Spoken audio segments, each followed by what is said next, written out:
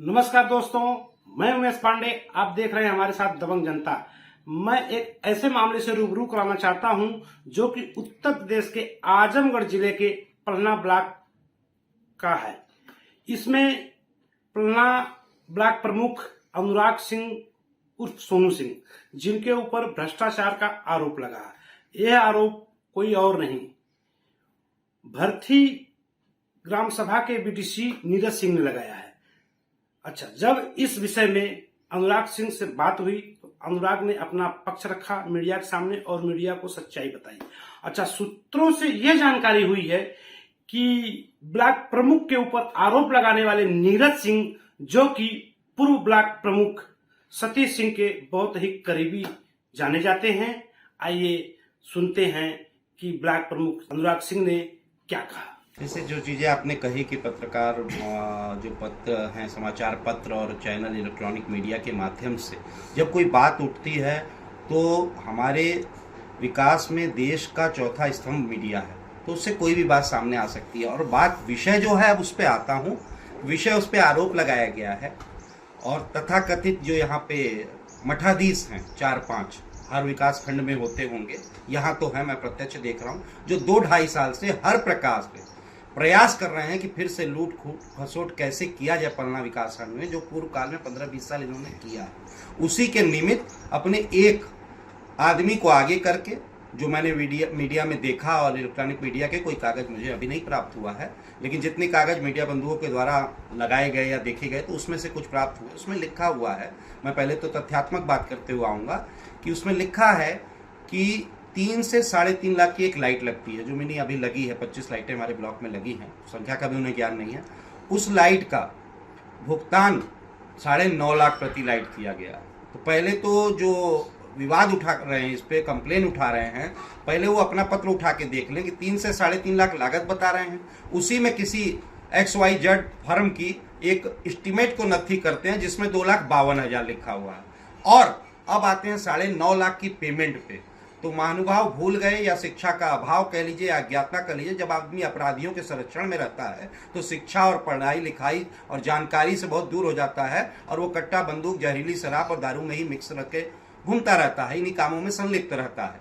तो जो ऐसी परिस्थिति में उसे ज्ञान नहीं रह जाता है। 9.5 लाख लमसम, उसके अंदर ही 4 लाइटों का एक टेंडर कहलाया है वहाँ, जो हुआ है जेम पोर्टल से। मैंने भी जानकारी ली, तब मुझे पता चला, क्योंकि मैं जनप्रतिनिधि हूँ। मुझे विकास कार्य कराने के लिए अगर कोई मेरे सामने आता है कि यहाँ प्रकाश की दिक्कत है, यहाँ पे लूट खसोट होती थी, यहाँ पे ये होती थी, तो वहाँ पे मैंने प्रकाश की, जहाँ जल की व्यवस्था थी कि नहीं, यहाँ पेयजल होना चाहिए, ठंडा जल मिलना चाहिए, शुद्ध जल मिलना चाहिए, RO जल मिलना चाहिए, जिससे कि हमारे बच्चे और बाहर काम करने वाले, रोजगार करने वाले लोग, गरीब लोग और बाजार में जाने वाले हमारे क्षेत्रवासी बीमार ना पड़े। तो एक वो काम हो गया।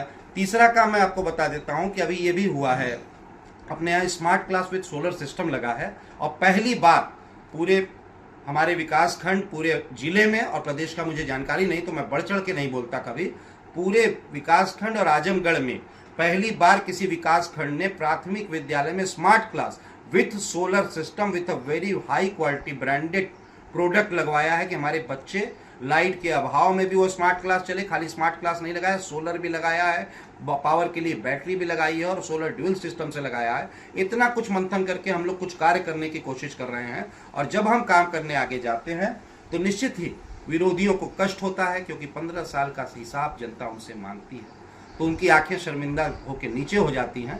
फिर ये बैठ के गुट बना के एक साजिश करके कि चलो इन पे जनता को हम यहाँ से डाइवर्ट करें, और अनुराग सिंह सोनू के संग जो जनता लगी हुई है और उनके संग वो लगे हुए हैं, इस कड़ी को तोड़ने के लिए झूठे आरोपों को लगा के हम आगे बात उठाएं। और 9.5 लाख की लाइट में 4 लाख का टेंडर हुआ है, उनको अज्ञानता का भी अभाव है। प्रश्न भी उठाना है तो तार्किक उठाएं। जेम पोर्टल से सारी चीजें हुई हैं, तो मुझे उसमें बहुत बताने की जरूरत नहीं, सब डॉक्यूमेंट पे लिखा हुआ है। एक चीज़ देखा गया कि जब से आप पलना ब्लॉक प्रमुख हुए हैं, कुछ लोग हैं लगातार आपके ऊपर इस तरह से आरोप लगाए जा चुके हैं, वाकई उसमें हकीकत क्या है? हकीकत देखिए ये है कि एक बालक, एक नया लड़का अगर क्षेत्र में चलता है और निरंतर चलता रहता है, और जनता का प्रेम आशीर्वाद मिलता रहता है उसको, और जो लोग काम कभी कुछ नहीं किए, खाली भ्रष्टाचार किए, पूर्व काल में इनके 2-4 गुर्गे आके मुझे प्रधानों ने आज भी बताया, कई प्रधान 2 बार 3 बार के प्रधान हैं और पूर्व प्रधान भी हैं, क्षेत्र में ही रहता हूँ, सबसे भेंट होती है। उन्होंने बताया कि मेरा जबरी चेक साइन करवा के ले लिया जाता और जबरी चेक साइन करवा के डस्टबिन के नाम पे ये करके गुंडे मवाली लेके दारू मुर्गा में और कट्टा बंदूक खरीद के अपनी माफियागिरी चमकाते थे और सामान तक नहीं देते थे।